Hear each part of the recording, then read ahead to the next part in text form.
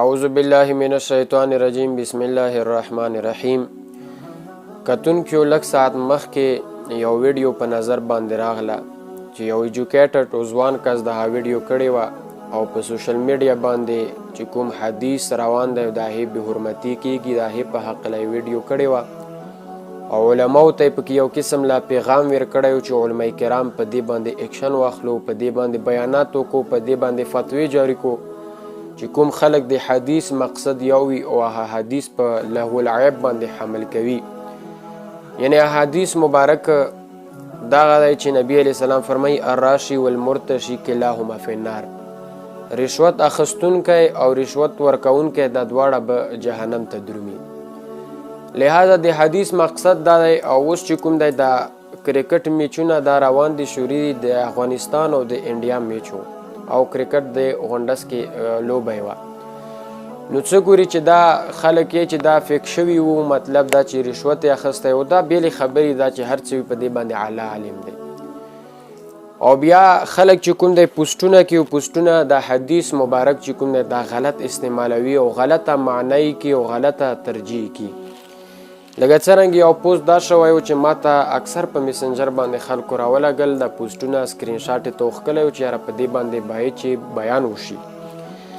اول نمبر داسې پوسټ شوی و چې رشوت لینے والا اور دینے والا ٹیم میں دونوں ورلڈ کپ سے باہر ہو جائیں گے.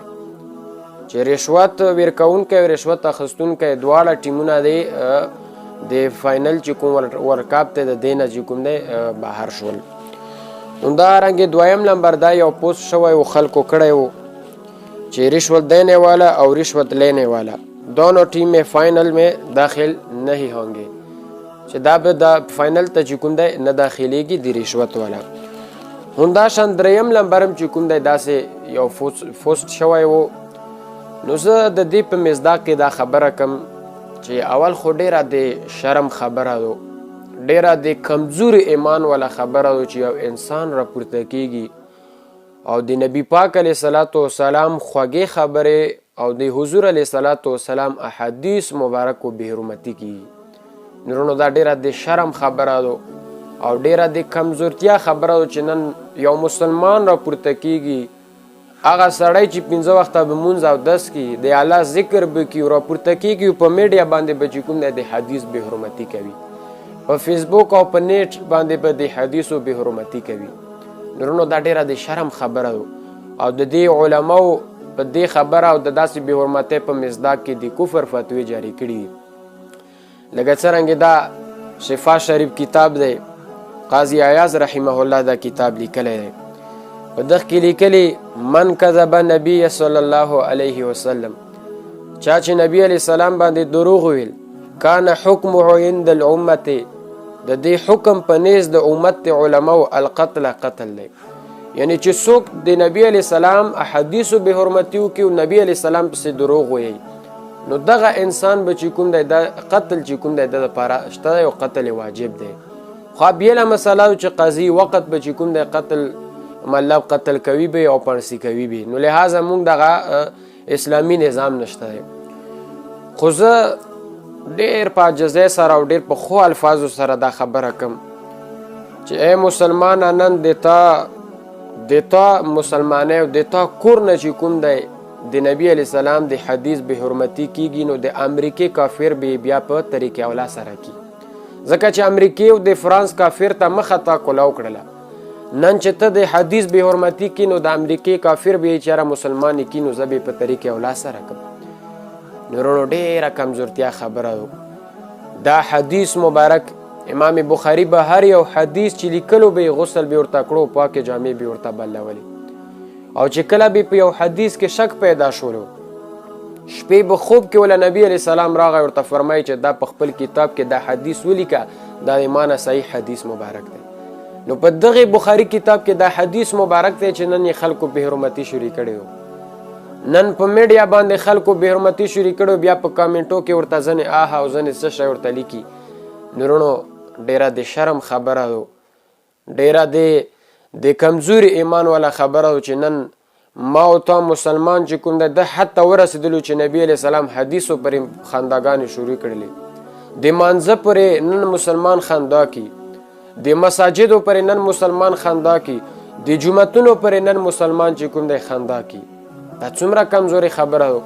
ای مسلمانه په خپل ایمان باندې مضبوط ودرېږه. ته مړه که کافر له ورشه، کافر څومره په خپل کفر باندې مضبوط ولاړ دی.